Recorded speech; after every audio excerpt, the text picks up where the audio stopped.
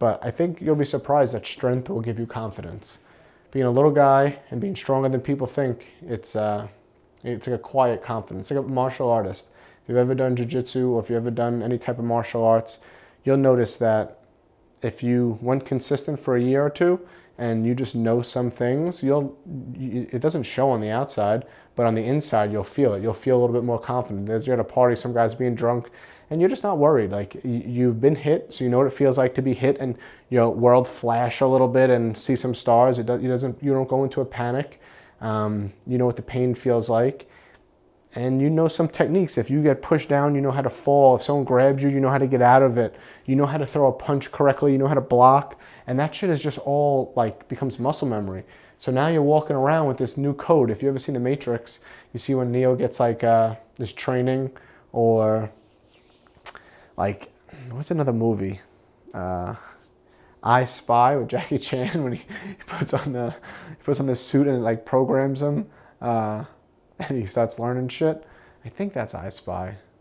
Well, maybe it's a different movie. But the point is, like, once you get that program, that software, that information of self-defense, you do have a little bit more confidence. So if you're going to the gym for confidence, you're insecure about how you look or how you feel, think about martial arts. Even if you just start with at-home videos and you do something like P90X that has some punches and kicks in it, or you watch some YouTube videos of like some type of like Kempo, karate, whatever type workouts, just for this motion right here, just to learn how to keep your hands up, how to throw a jab, how to stand in a fighting stance, and then just get used to these motions. You'll notice the next day you throw a few hundred punches, you're a little sore, but you'll start to get muscle memory. They'll teach you how to throw blocks, and then someone swings at you and you don't have to go, you'll realize you'll just block correctly.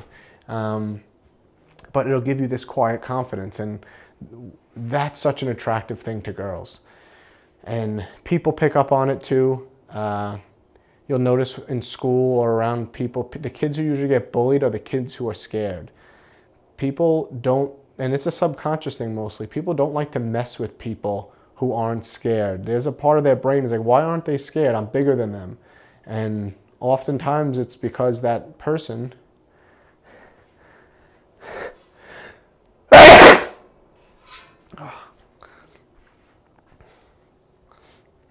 oftentimes it's because the person getting bullied is just knows I know some things. Like, yeah, this person can hit me, but I can handle it. And if they go to grab me, I know how to get out of it. If they come over here and grab me from behind, I can throw them. And they're not thinking this, but they know they can do it. And because of that, like, most martial artists don't want to fight. And if you have a good sensei, sensei means teacher, and that's the person who teaches the class, and they'll tell you, like, this is self-defense. This isn't to go out and fight. So what you really want to do is avoid fights. Like, if it comes your way and you have a family, you need to protect them, sure. But for the most part, like, get away from it. But yeah, I'll be right back, and leave. Like, don't worry about people, that kid's scared, or that kid's some derogatory term. Like, don't worry about it. Fight when you have to, and fight to protect yourself or to protect someone else. Other than that, just get out of there. Even if you run, who cares? Because most of the time, people have weapons, people have friends jumping in, they hit you when you're not looking. Like, the street is not a place you want to fight. So just get out of there. And then if you absolutely can't, then use some things you've learned. But knowing those things, if you just got away from a fight, you wouldn't feel like pathetic or scared. You just feel smart. Like, oh, beautiful. I avoided some fight with this drunk idiot, and now I'm home hanging out with my wife, or I'm hanging out with my friends, and I didn't have to get into that. And you know that you could have handled yourself, but you didn't have to. So learning some martial arts will give you that confidence. Getting stronger will give you confidence. If you're strong and you're in decent shape and you know martial arts, where if anyone messes with you, you know you can handle yourself, you'll walk around with a new sense of confidence that people around you will notice, whether it's conscious or subconscious, because the subconscious is so strong. Like, most people don't have the self-awareness to know what's actually going on in their head. So they'll be around you and they'll be like, hey, what's different about you? Where'd you get a haircut? Would you lose a few pounds? Meanwhile, you didn't get a haircut, you didn't lose weight. Your energy is just different. You got stronger and you learned some martial arts and you practiced that. You got over some fears. Now you just walk around a new person, and you will attract different things into your life. Like, this sounds a little like some people, they might not be ready for this, but like we are energy. At the fundamental level, we're just energy. We're not actually like we're not a solid. If you keep zooming in, we're almost all empty space and energy. And we have energy fields around us, and they change. You felt this. You've been around someone, and when you were around them, like you felt like down, like their energy was pulling you down. And you've been around someone when after you left, you're like, damn, you want to do more. It was motivating. It was fun to be around. It's not just what they say or how they're dressed. Oftentimes, it's the energy that they're putting off. So as you change your energy, you'll attract different things. You'll attract things in different energy fields, and you'll start to notice that. And you change your energy with how you think and how you feel. So like the cognitions that you have, you get to choose that. You get to choose like, oh, what am I going to think about all day? Am I going to go think about porn and scrolling and avoiding shit and complaining about someone? Or am I going to think about my goals? And how am I going to feel? Am I going to feel scared and just keep worrying about something as I get addicted to worry because it feels safe to worry? Or am I going to feel grateful that I have this dream and this opportunity and be in this elevated state? And this might sound a little far-fetched, but once you start to try it and feel it, you'll notice that there's something there. Like, wow, I spent all day focused on like being grateful for this dream that I had that I wrote down, and I felt like grateful that I was going towards it all day. And I don't know, all day I just felt more energized and better, and you'll start to attract better things into your life. And you'll also notice that you'll break chains, you'll break connections with people that you outgrow or change as you're no longer on that wavelength, on that, to make it simple, on that like energy, that plane that you're not attached to them as much. You'll outgrow people, you'll grow into other realms. Let me do a set. And what's cool about learning self-defense is I haven't done a jiu-jitsu class in I'm 33. I started it when I was like maybe 6, and I only did it until like middle school. So I was like maybe 12 or something. So I only did it from say 6 or 7 to like 11, 12, 13, like in that range, as like one of the sports I was doing. My dad did it for a good chunk of his life. That's how I was introduced to it. So I was in the house a little bit and practiced at home, and then went to class and did it with kids my age. And it was just like another fun thing, an hour a night, a few days a week. But that's over 20 years I haven't been on a mat and done jiu-jitsu of any type, and I still have the results from it. So if you have kids, you can do it at any time, but I think when you're young it's more valuable. I learned how to fall in jiu-jitsu. Like there's something called a front drop, there's a side drop, a back drop, a rollout, and different ways to make those more difficult. And I used that for the rest of my life. Every time I fell, I wouldn't get as hurt. I would be on a basketball court running full speed, someone tripped me, and instead of falling and freaking breaking your wrist and smacking your head, I would run. So say he tripped, I would take another step and jump in the air. Like if you see a guy in like a stuntman in a movie, how do you think stuntmen don't get hurt? They learned how to fall. Jiu-jitsu teaches you how to fall. So I would jump and I would roll out, and I would use my momentum, and then I would come back up. I've had guys push me from behind.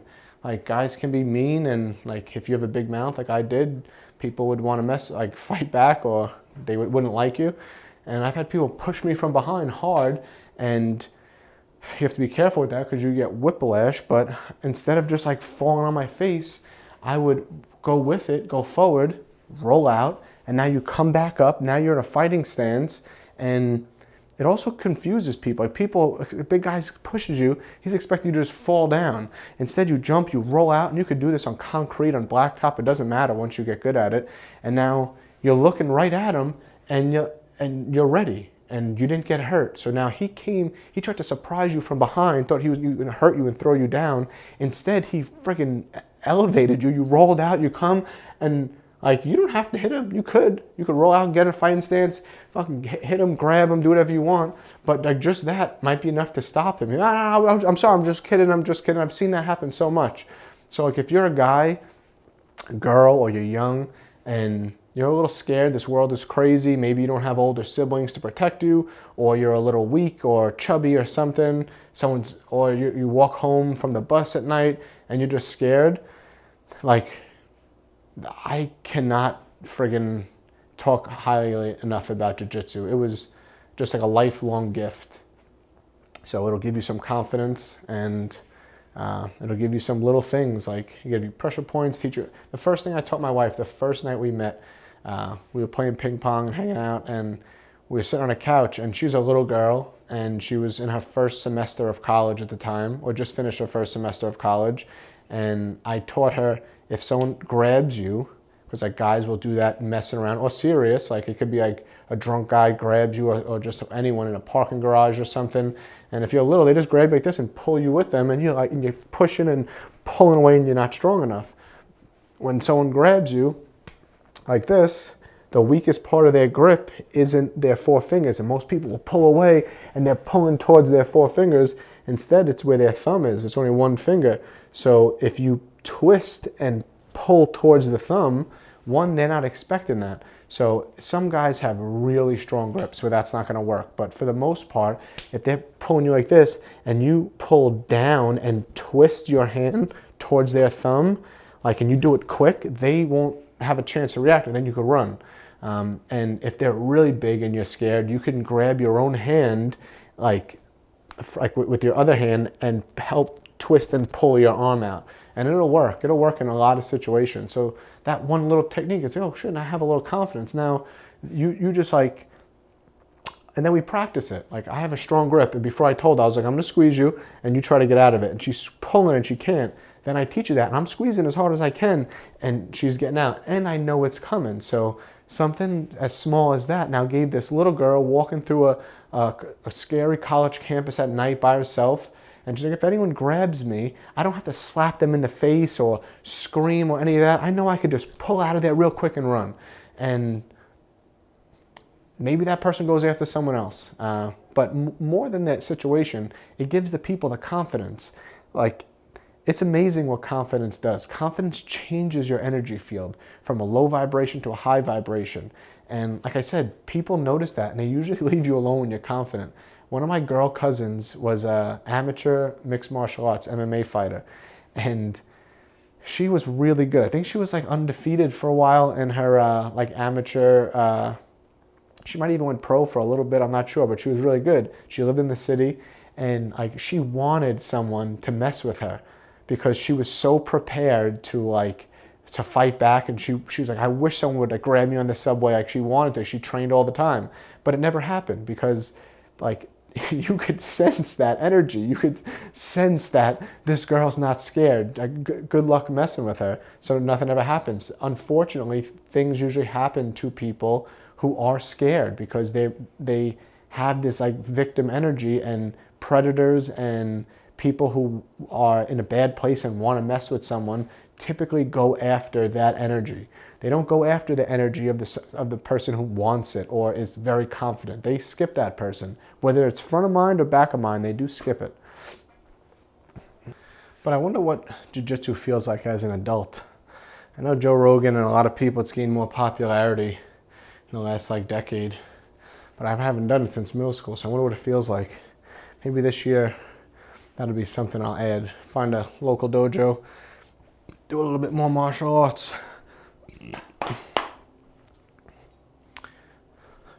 Because I think I'm good until I go back to the dojo and quickly realize you are not so good. You got a lot of rust. Just like lifting, you take a year off and you feel weak and pathetic.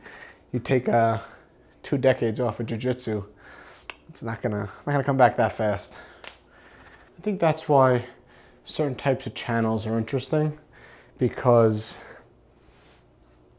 if I make the title of this video like how to get confidence, or why jiu-jitsu and strength training can make you a more confident person, maybe because that title and that thumbnail aren't interesting to you, you scroll past it. But maybe it is something that if you heard in this forum, I said something in the video that resonated with you, you'd be glad you knew it.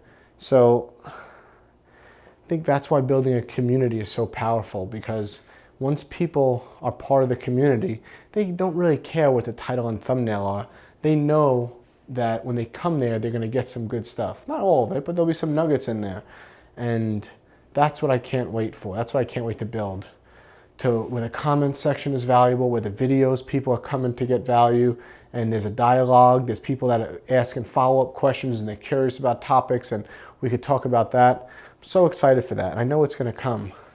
I'm recording every day. I'm giving this like all that I can give while still staying true to myself. I don't want to transform into, what's up YouTube? Today we're in my gym and we're going to be talking about confidence.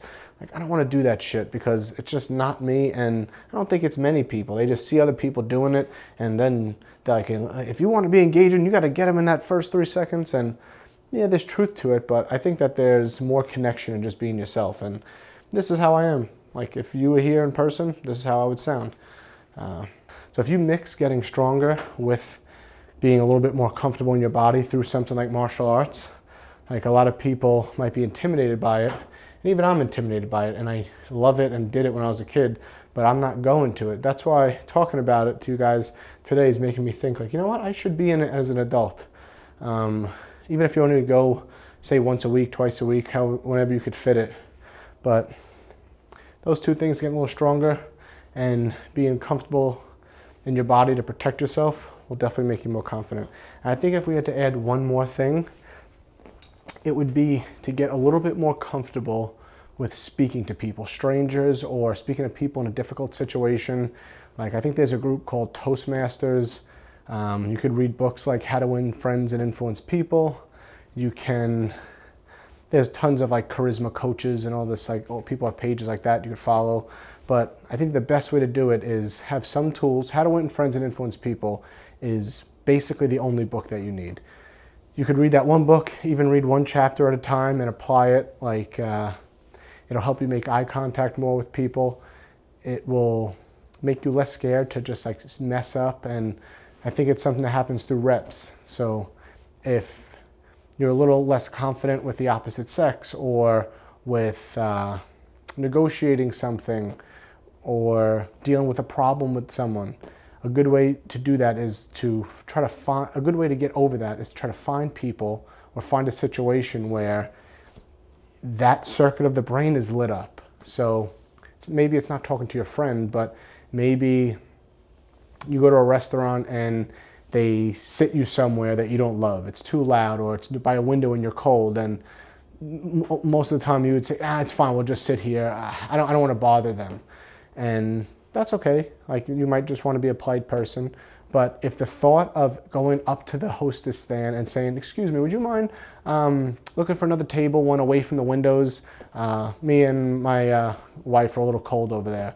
And she might say, we don't have anything right now. If you want to wait 10 minutes, yeah, sure, we'll wait in the lobby for 10 minutes till you have it, thank you. Like, that might seem simple, but for some people that might be like a difficult thing to do. If it is, the next time you're in that situation, hopefully you think of this and you're like, this can be a rep in me getting more confident, because I can't say this as a fact. Like, maybe you get stronger, maybe you get good at self-defense, and you get really good at talking to people and you still don't have confidence. Maybe that happens to you, but I don't think so. It seems to be that people get confidence through doing actions. So by getting stronger, those are actions you have to do consistently. That's why it adds to your confidence. By learning self-defense, those are a lot of actions you have to do. Through those actions, you get confidence. It's not like the confidence comes first and then you go do those things. You do those things to get the confidence. When you're doing the things that end up giving you confidence, you don't feel confident. That's when you feel the most insecure. That first step onto the mat, that first step into the gym, you feel like an imposter. You feel scared. You feel like you know what you're doing. You don't feel confident at all. But through the reps, you get confident. Same thing, like talking to that hostess. If you're single and you're in a store and there's an attractive girl, just the thought of going up to her to talk to her, like, you're just blanking out. But you can go up to her and you could say something very simple. And it's not about like, if I don't get her number, or if she thinks I'm dumb, then like that was a complete failure. It's not. If you look at it like, well, just the act of me going up to her and just speaking to her for a minute is a win. Even if she's married, if you don't get her number, whatever it is, like you can just go up to her and be like, I couldn't leave the store without coming up to you. I just thought you were so pretty, and I couldn't leave here without asking if I could have your number and maybe I could take you out for a cup of coffee sometime. Like, is that the best thing to say? No, I'm sure there's a million better things to say, but she might be like, oh, I didn't even think this guy was attractive. Or I wasn't even looking at him. But you know what? No one's come up to me all day, and yeah, you know what? Hey, here's my number. Or she might smile, she might laugh, and the thought of doing that might make you cringe. I'm not going to say what that guy just said. That sounds so stupid. I'm not going to just. That might come off the wrong way. Your brain is going to tell you a lot of things, but just the act of doing that, whether it works or not, I'm not giving you the best things to say. What I'm giving you are examples in life where people are typically scared, and the act of doing them rewires your brain and makes you more confident. So now think about this day. A day, let's compare 2 days. One day, you don't do shit. You just sit home, you doom scroll, you watch TV, you have some easy, high dopamine foods, and you don't have confidence. You don't feel great. Another day, you do a pretty hard workout in the morning, strength train. You're like, damn, I'm feeling pretty good. Maybe that afternoon you do a 45-minute self-defense class with some friends, and then that night you're on your way home, you stop at a store, you're getting a book or you're getting a t-shirt at a store or whatever, and you see a pretty girl or you see a guy, whatever it is, and you just go up to them and you say hi, what your name is, ask what their name is, compliment them on something, something basic like that, and ask for their number or ask them if they like to I don't know, go get a drink sometime or get something to eat, and regardless if that works or not. Just like after one day in the gym, you're not Arnold Schwarzenegger, that one self-defense class doesn't make you Bruce Lee, and the going up to that one person who you were scared of isn't going to make you the most suave, hitch person, but like at the end of that day, you showed yourself that like, damn, I am a different person than I thought I was. The next day will be different, and as you have more and more days like that, where you're doing things that are uncomfortable, are difficult, and increase confidence, it'll start to flood into other parts of your life.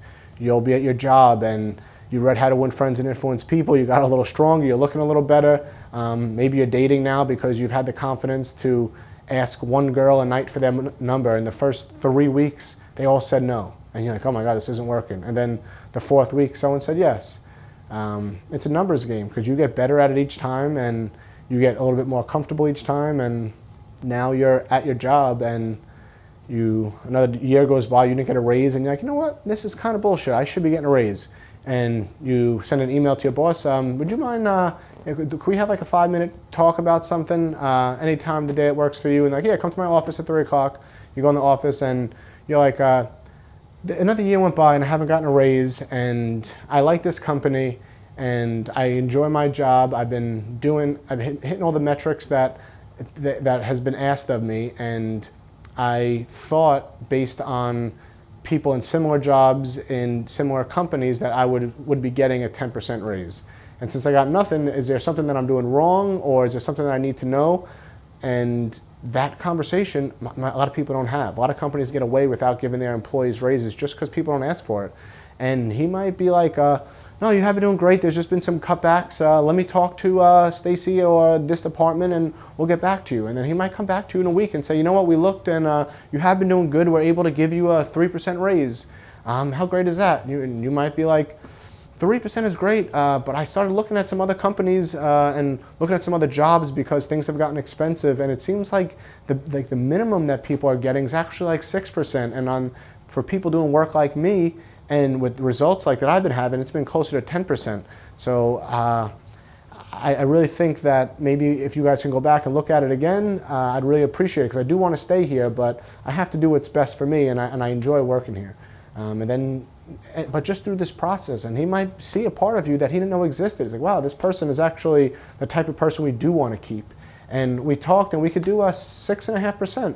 And you might be like, you know what, well, I'll take that, thank you. Maybe next year we could have another talk if you give me some metrics that I need to meet. And if I do that, maybe we can do better. And that type of person is a person that's going to demand that raise. And the confidence it takes to do that is confidence that you can get in other areas, like things I suggested: getting stronger, getting more confident in your body with self-defense, having conversations with people that are difficult. A lot of times it's asking a girl for her number, or asking, you can even call your insurance company and negotiate a lower rate. It's an easy way to save money and a way to get used to speaking in a little bit difficult conversations without getting angry. Like if you read How to Win Friends and Influence People, it's not telling you scream at them, ask to talk to their manager. It's be more reserved, ask more questions, listen, and you'll get a lot further. So let's do another set.